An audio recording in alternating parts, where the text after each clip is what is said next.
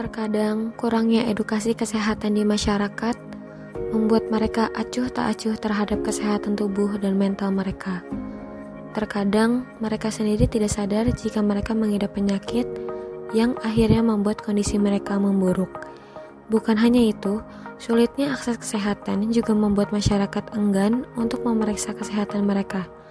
Maka dari itu terbentuklah Pos Binaan Terpadu Penyakit Tidak Menular atau yang sering disebut Posbindu PTM.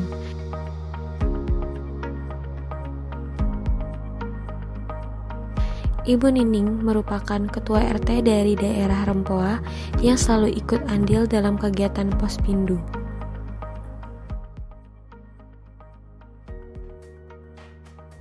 Posbindu itu pos pelayanan terpadu untuk lansia. Jadi sekarang namanya bukan Posbindu PTM namanya.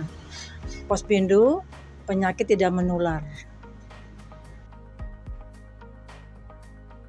Nah, setiap bulannya kita rata-rata kan satu untuk kegiatannya per tiap bulan itu mendata, mengukur tinggi badan, umur, berat badan, sama apa keluhannya gitu. Jadi untuk tujuannya untuk supaya Posbindu kita, lansia kita yang ada di lingkungan bisa mandiri, tidak tergantung dengan orang lain. Yang rutin selain pemeriksaan kesehatan, ukur suhu tinggi badan, berat badan, sama pemeriksaan gula darah sewaktu, sama kolesterol, asam urat. Dan kita ada tim medisnya dari puskesmas. Bukan hanya para lansia yang menjadi target dari Posbindu PTM, Ibu Nining juga mengatakan jika anak muda berusia 15 tahun ke atas juga menjadi target dari Posbindu PTM. Posbindu adalah kegiatan kesehatan berbasis masyarakat yang bertujuan mendeteksi dini serta memantau faktor risiko penyakit tidak menular seperti diabetes, hipertensi, kolesterol tinggi, hingga gangguan akibat kekerasan. Kegiatan ini dikelola oleh kader kesehatan dengan bimbingan puskesmas dan menyasar masyarakat berusia 15 tahun ke atas.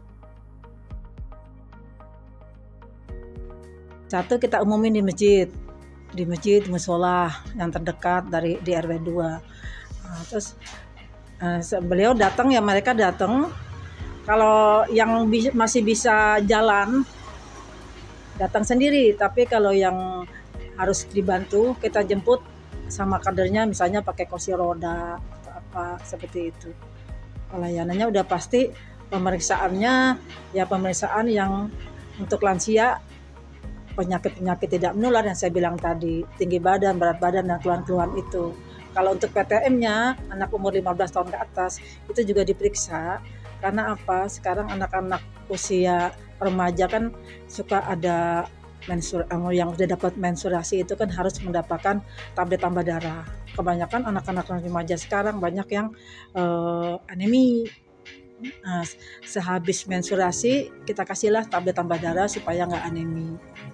Kenapa kita sebutnya sekarang Posbindu PTM penyakit tidak menular? Jadi bukan yang lansia saja yang datang, termasuk remaja umur 15 tahun ke atas.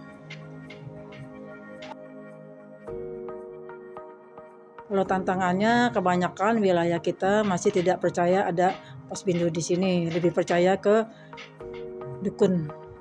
Kurangnya edukasi tentang kesehatan di masyarakat juga menghambat Posbindu PTM dalam membantu masyarakat.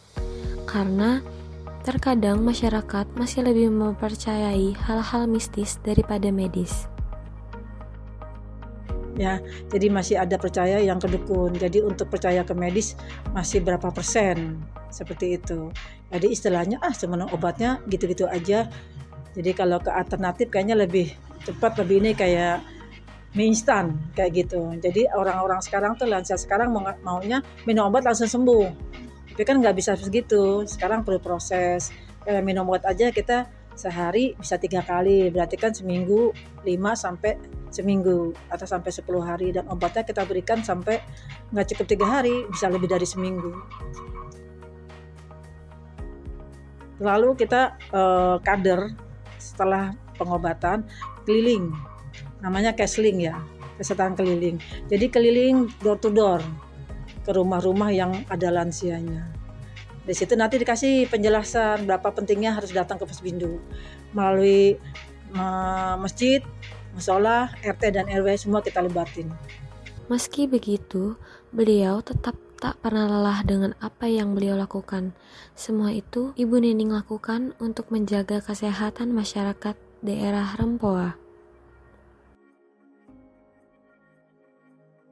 Ya, harapan saya sih ke depannya banyak lagi lansia atau remaja yang mau datang ke Posbindu karena ini program dari pemerintah.